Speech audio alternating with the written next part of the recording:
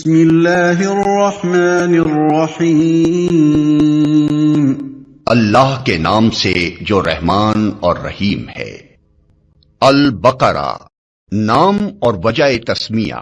اس سورہ کا نام بقرہ اس لیے ہے کہ اس میں ایک جگہ گائے کا ذکر آیا ہے۔ قرآن مجید کی ہر سورہ میں اس قدر وسیع مضامین بیان ہوئے ہیں کہ ان کے لیے مضمون کے لحاظ سے جامع عنوانات تجویز نہیں کیے جا سکتے۔ عربی زبان اگرچہ اپنی لغت کے اعتبار سے نہایت مالدار ہے، مگر بہرحال ہے تو انسانی زبان ہی۔ انسان جو زبانیں بھی بولتا ہے وہ اس قدر تنگ اور محدود ہیں کہ وہ ایسے الفاظ یا فقرے فراہم نہیں کر سکتی جو ان وسیع مضامین کے لیے جامع عنوان بن سکتے ہوں۔ اس لیے نبی صلی اللہ علیہ وسلم نے اللہ تعالیٰ کی رہنمائی سے قرآن کی بیشتر صورتوں کے لیے عنوانات کی بجائے نام تجویز فرمائے جو محض علامت کا کام دیتے ہیں۔ اس لیے سورہ کو بقرہ کہنے کا مطلب یہ نہیں ہے کہ اس میں گائے کے مسئلے پر بحث کی گئی ہے، بلکہ اس کا مطلب صرف یہ ہے کہ وہ سورہ جس میں گائے کا ذکر آیا ہے۔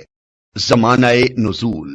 اس سورت کا بیشتر حصہ ہجرت مدینہ کے بعد مدنی زندگی کے بالکل ابتدائی دور میں نازل ہوا ہے، اور کمتر حصہ ایسا ہے جو بعد میں نازل ہوا اور مناسبت مضمون کے لحاظ سے اس میں شامل کر دیا گیا۔ حتیٰ کہ سود کی ممانعت کے سلسلے میں جو آیات نازل ہوئی ہیں وہ بھی اس میں شامل ہیں، حالانکہ وہ نبی صلی اللہ علیہ وسلم کی زندگی کے بالکل آخری زمانے میں اتری تھی۔ سورہ کا خاتمہ جن آیات پر ہوا ہے وہ ہجرت سے پہلے مکے میں نازل ہو چکی تھیں، مگر مضمون کی مناسبت سے ان کو بھی اسی صورت میں ضم کر دیا گیا ہے۔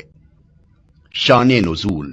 اس سورت کو سمجھنے کے لیے پہلے اس کا تاریخی پس منظر اچھی طرح سمجھ لینا چاہیے۔ ایک، ہجرت سے قبل جب تک مکے میں اسلام کی دعوت دی جاتی رہی، خطاب بیشتر مشرکین عرب سے تھا جن کے لیے اسلام کی آواز ایک نئی اور غیر مانوس آواز تھی۔ اب ہجرت کے بعد سابقہ یہودیوں سے پیش آیا جن کی بستیاں مدینے سے بالکل متصل ہی واقع تھیں۔ یہ لوگ توحید، رسالت، وحی، آخرت اور ملائکہ کے قائل تھے، اس ضابطۂ شرعی کو تسلیم کرتے تھے جو خدا کی طرف سے ان کے نبی موسیٰ علیہ السلام پر نازل ہوا تھا، اور اصولاً ان کا دین وہی اسلام تھا جس کی تعلیم حضرت محمد صلی اللہ علیہ وسلم دے رہے تھے۔ لیکن صدیوں کے مسلسل انحطاط نے ان کو اصل دین سے بہت دور ہٹا دیا تھا۔ اس وقت حضرت موسیٰ کو گزرے ہوئے تقریباً 19 صدیاں گزر چکی تھیں۔ اسرائیلی تاریخ کے حساب سے حضرت موسیٰ علیہ السلام نے 1272 قبل مسیح میں وفات پائی، اور نبی صلی اللہ علیہ وسلم 610 بعد مسیح میں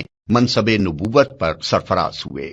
ان کے عقائد میں بہت سے غیر اسلامی عناصر کی آمیزش ہو گئی تھی جن کے لیے تورات میں کوئی سند موجود نہ تھی۔ ان کی عملی زندگی میں بکثرت ایسے رسوم اور طریقے رواج پا گئے تھے جو اصل دین میں نہ تھے اور جن کے لیے تورات میں کوئی ثبوت نہ تھا۔ خود تورات کو انہوں نے انسانی کلام کے اندر خلط ملط کر دیا تھا، اور خدا کا کلام جن کے لیے تورات میں کوئی مانن نہ محفوظ تھا، خود اس تورات کو انہوں نے انسانی کلام کے اندر خلط ملط سے مسخ کر رکھا تھا۔ اللہ کے نام سے جو رحمان اور رحیم ہے، اور ظاہری مذہبیت کا محض ایک بے جان ڈھانچہ باقی تھا، وجہ اس کو وہ سینے سے لگائے ہوئے۔ اس سورہ کا نام بقرہ علماء اور مشائخ میں ایک سرداران قوم اور ان کے عوام قرآن مجید کی ہر سورہ میں اس قدر عملی حالت بیان ہوئے ہیں اور اپنے ان کے لیے مضمون کے لحاظ سے جامع عنوانات قبول کرنے پر تیار نہ ہوتے تھے۔ عربی زبان صدیوں سے مسلسل ایسا ہو رہا تھا کہ جب کوئی اللہ کا بندہ انہیں دین کا سیدھا راستہ بتانے آتا تو وہ اسے اپنا سب سے بڑا دشمن سمجھتے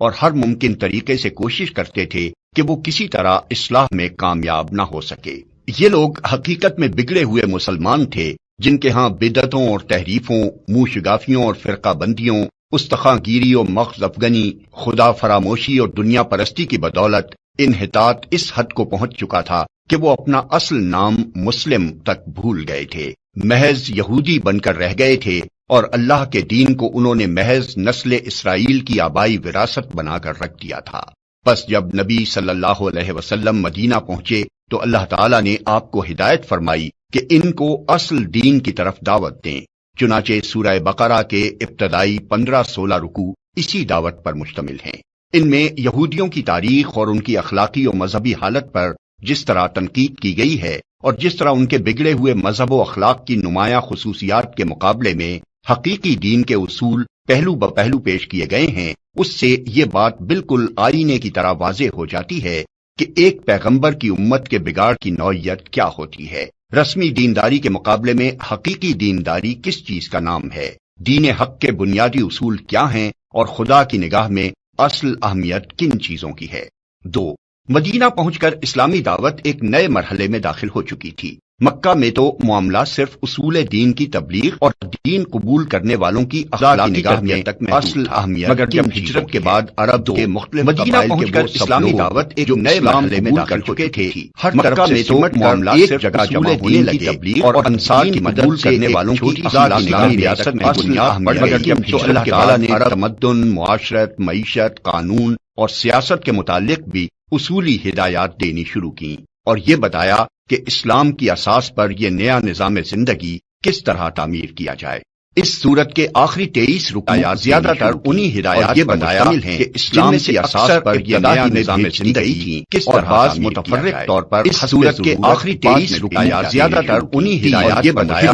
کہ بعد اسلام پر یہ نیا نظام زندگی نئے مرحلے میں بعض متفرق طور پر سورت کے اسلام کی رکوعات زیادہ تر میں دی جا رہی تھی، اور متفرق قبائل میں سے جو لوگ اسلام قبول کرتے تھے وہ اپنی اپنی جگہ رہ کر ہی دین کی تبلیغ کرتے اور جواب میں مصائب اور مظالم کے تختہ مشق بنتے تھے۔ مگر ہجرت کے بعد جب یہ منتشر مسلمان مدینہ میں جمع ہو کر ایک جتھا بن گئے اور انہوں نے ایک چھوٹی سی آزاد ریاست قائم کر لی، تو صورتحال یہ ہو گئی کہ ایک طرف ایک چھوٹی سی بستی تھی اور دوسری طرف تمام عرب اس کا استحصال کر دینے پر تلا ہوا تھا۔ اب اس مٹھی بھر جماعت کی کامیابی کا ہی نہیں بلکہ اس کے وجود و بقا کا انحصار بھی اس بات پر تھا کہ اولاً وہ پورے جوش و خروش کے ساتھ اپنے مسلک کی تبلیغ کر کے زیادہ سے زیادہ لوگوں کو اپنا ہم عقیدہ بنانے کی کوشش کریں، ثانیاً وہ مخالفین کا برسر باطل ہونا اس طرح ثابت و مبرہن کر دے کہ کسی ذی عقل انسان کو اس میں شبہ نہ رہے، ثالثاً بے خانمہ ہونے اور تمام ملک کی عداوت و مزاحمت سے دوچار ہونے کی بنا پر فقر و فاقہ اور ہمہ وقت بے امنی اور بے اطمینانی کی جو حالت ان پر طاری ہو گئی تھی اور جن خطرات میں وہ چاروں طرف سے گھر گئے تھے، ان میں وہ ہراساں نہ ہوں بلکہ پورے صبر و ثبات کے ساتھ ان حالات کا مقابلہ کریں اور اپنے عزم میں ذرا تزلزل نہ آنے دیں۔ رابعاً وہ پوری دلیری کے ساتھ ہر اس مسلح مزاحمت کا مسلح مقابلہ کرنے کے لیے تیار ہو جائیں جو ان کی دعوت کو ناکام کرنے کے لیے کسی طاقت کی طرف سے کی جائے، اور اس بات کی ذرا پرواہ نہ کریں کہ مخالفین کی تعداد اور ان کی مادی طاقت کتنی زیادہ ہے۔ خامساً ان میں اتنی ہمت پیدا کی جائے کہ اگر عرب کے لوگ اس نئے نظام کو جو اسلام قائم کرنا چاہتا ہے فہمائش سے قبول نہ کریں تو انہیں جاہلیت کے فاسد نظام زندگی کو بزور مٹا دینے میں بھی تامل نہ ہو۔ اللہ تعالیٰ نے اس صورت میں ان پانچوں امور کے متعلق ابتدائی ہدایات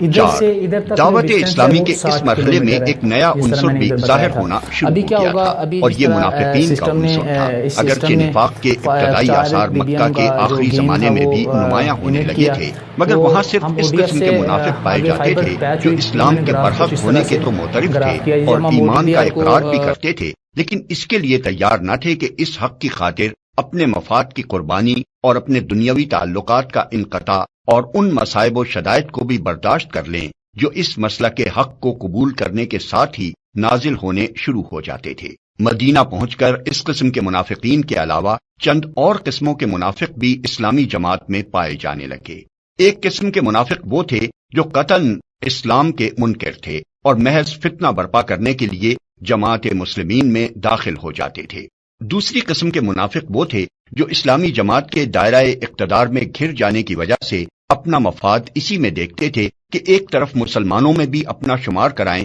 اور دوسری طرف مخالفین اسلام سے بھی ربط رکھیں تاکہ دونوں طرف کے فوائد سے متمتع ہوں اور دونوں طرف کے خطرات سے محفوظ رہیں۔ تیسری قسم ان لوگوں کی تھی جو اسلام اور جاہلیت کے درمیان متردد تھے۔ انہیں اسلام کے برحق ہونے پر کامل اطمینان نہ تھا، مگر چونکہ ان کے قبیلے یا خاندان کے بیشتر لوگ مسلمان ہو چکے تھے اس لیے یہ بھی مسلمان ہو گئے تھے۔ چوتھی قسم میں وہ لوگ شامل تھے جو امر حق ہونے کی حیثیت سے تو اسلام کے قائل ہو چکے تھے، مگر جاہلیت کے طریقے اور اوہام اور رسمیں چھوڑنے اور اخلاقی پابندیاں قبول کرنے اور فرائض اور ذمہ داریوں کا بار اٹھانے سے ان کا نفس انکار کرتا تھا۔ سورہ بقرہ کے نزول کے وقت ان مختلف اقسام کے منافقین کے ظہور کی محض ابتدا تھی، اس لیے اللہ تعالیٰ نے ان کی طرف صرف اجمالی اشارات فرمائے ہیں۔ بعد میں جتنی جتنی ان کی صفات اور حرکات نمایاں ہوتی گئیں، اسی قدر تفصیل کے ساتھ بعد کی صورتوں میں ہر قسم کے منافقین کے متعلق ان کی نوعیت کے لحاظ سے الگ الگ ہدایات بھیجی گئیں۔ اگر آپ کو یہ ویڈیو پسند آئی ہو تو اسے لائک کریں، دوسروں تک پہنچانے کے لیے شیئر کریں، اور مزید ایسی ہی معلوماتی ویڈیوز کے لیے ہمارے چینل عبد المالک ہاشمی کو سبسکرائب ضرور کریں۔ نئی اپڈیٹس کے لیے بیل آئیکن دبائیں تاکہ آپ کو ہماری ہر نئی ویڈیو بر وقت مل سکے۔ آپ کی حوصلہ افزائی ہمیں مزید بہترین مواد بنانے میں مدد دے گی۔ شکریہ۔